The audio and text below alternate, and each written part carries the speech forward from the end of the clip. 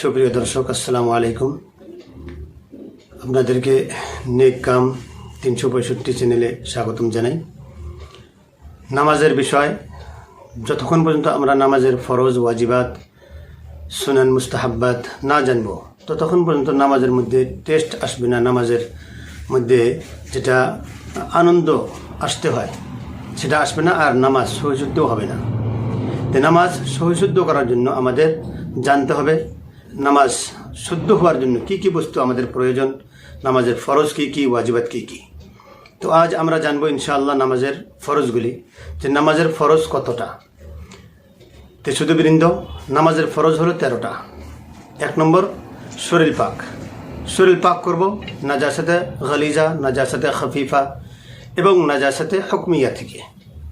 নাজাসাতে গালিজা যেটা মোটা গালাজত, গাঢ় নাজাসত, গাঢ় নাপাকি, যেমন গোবর আছে, পায়খানা আছে, রক্ত আছে ইত্যাদি, বীর্য আছে, এগুলো হলো মোটা এবং গাঢ় নাজাসত। নাজাসতে খফিফা হালকা পাতলা নাজাসত, যেমন জীবজন্তুর পেশাব, মানুষের পেশাব, এগুলো হলো নাজাসতে খফিফা। আর নাজাসতে হুকমিয়া হলো যে আপনার শরীর সম্পূর্ণ পাক আছে, অর্থাৎ নাজাসতে গলিজাও নাই, নাজাসতে খফিফাও নাই, কিচ্ছু নেই, তাহলে শরীর পাক। কিন্তু নাজাসাতে হুকমিয়া লেগে আছে, অর্থাৎ আপনার ওযু নেই, যার জন্য আপনি নামাজ পড়তে পারবেন না, তাহলে এটা হলো নাজাসাতে হুকমিয়া। আপনার উপরে হুকুম লাগানো হবে যে আপনি এক ধরনের নাপাক, হুকমি নাপাক। তো এটা হলো নাজাসাতে হুকমিয়া। তো এটার থেকেও আমাদের শরীরটাকে পাক করতে হবে, অর্থাৎ ওযু করতে হবে। তো প্রথম ফরজ হলো শরীর পবিত্র করার, শরীর পাক করা। দ্বিতীয় ফরজ হলো কাপড় পাক করা। কাপড় পাক হতে হবে, নাজাসাতে খফিফা এবং নাজাসাতে গলিজাত থেকে কাপড় পাক রাখতে হবে। 3 নম্বর ফরজ হলো জায়গা পাক। যে জায়গায় আপনি নামাজ পড়তেছেন সেই জায়গা পাক রাখতে হবে, সেই জায়গাটি পাক হতে হবে। 4 নম্বর ফরজ হলো সতর ঢাকা। পুরুষের সতর হলো নাভির থেকে নিয়ে আঁঠুর নিচ পর্যন্ত, এই হলো সতর। কমসে কম এতটুকু জায়গা ঢেকে নামাজ পড়তে হবে। 5 নম্বর ফরজ হলো নামাজের ওক্ত হওয়া। যে নামাজ আমি পড়ব সেই নামাজের ওক্ত হতে হবে। এখন সাপোজ ধরলাম আসরের ওক্ত হয়ই নাই, আসরের ওক্ত হয় ধরে নিলাম বিকাল 3টার সময় থেকে আসরের ওক্ত আরম্ভ হয়, তা আমি 2টার সময় আসর নামাজ পড়তেছি, তাহলে আমার আসর নামাজ হবে না। তো ওক্ত হতে হবে, এটা হলো 5 নম্বর ফরজ। 6 নম্বর ফরজ হলো যে আমি নামাজ পড়তে সময় কিবলার দিকে মুখ করতে হবে। অন্যদিকে যদি মুখ করে নামাজ পড়ি তাহলে আমার নামাজ হবে না। হ্যাঁ, এক সুরতে নামাজ হয়ে যাবে। কোন সুরত এটা?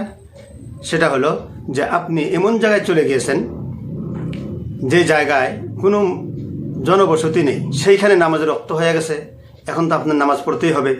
আর ওইখানে গিয়ে আপনি বুঝতে পারতেছেন না যে পশ্চিম কোন দিকে, কিবলা কোন দিকে আছে, আপনি জানেন না।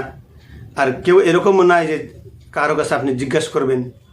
তো তখন আপনি কি করবেন? তাহাররি করবেন, অর্থাৎ চিন্তা করবেন, ভাববেন, অনুমান লাগাবেন যে পশ্চিম কোন দিকে হতে লাগে, কিবলা কোন দিকে হতে লাগে।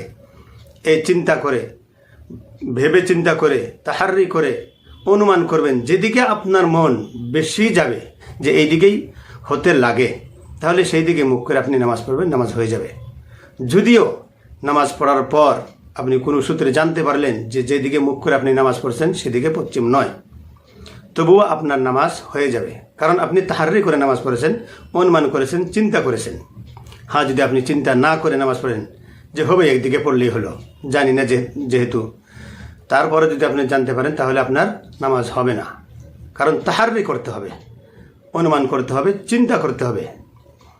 তো এই হলো 6 নম্বর ফরজ, যে কিবলার দিকে মুখ করে নামাজ পড়তে হবে। 7 নম্বর ফরজ হলো নিয়ত করা, যে আমি কি নামাজ পড়তেছি, ফরজ নামাজ পড়তেছি না সুন্নত পড়তেছি না নফল পড়তেছি, কয় রাকাত পড়তেছি, এগুলি নিয়ত করা। উদাহরণস্বরূপ জোহরের 4 রাকাত সুন্নত নামাজ আদায় করতেছি, নিয়ত হয়ে গেল। আমি ফজরের 2 রাকাত ফরজ নামাজ আদায় করতেছি, আল্লাহু আকবার। আমি 2 রাকাত নফল নামাজ পড়তেছি, আল্লাহু আকবার। এইভাবে নিয়ত করাটা হলো ফরজ। এই 7 নম্বর ফরজ হয়ে গেল। 8 নম্বর ফরজ হলো কিয়াম করা, দাঁড়িয়ে নামাজ পড়া, এটা হলো ফরজ। হ্যাঁ, যে দাঁড়াইতে পারে না তার জন্য দাঁড়ানোটা ফরজ নয়, সে বসেও পড়তে পারে, আর তার বসেই পড়তে হবে যদি দাঁড়াইতে না পারে। আর যে কেউ বসতেও পারে না, তাহলে তার জন্য হুকুম হলো সে শুয়ে শুয়ে নামাজ পড়বে ইশারা করে। 8 নম্বর ফরজ হলো কিয়াম করা। 9 নম্বর ফরজ হলো তাকবীরে তাহরিমা বলা। তাকবীরে তাহরিমা, যে আল্লাহু আকবার বলে নিয়াত বেঁধে নামাজ আরম্ভ করা, এটা হলো ফরজ, তাকবীরে তাহরিমা বলা হয় একে।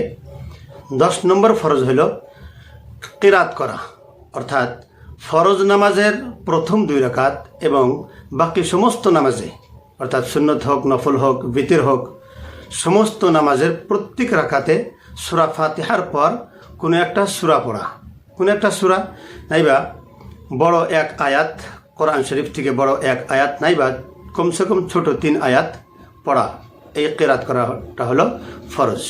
11 নম্বর ফরজ হলো রুকু করা, আর 12 নম্বর ফরজ হলো সিজদা করা, এক রাকাতে 2 সিজদা, 2টা সিজদাই ফরজ।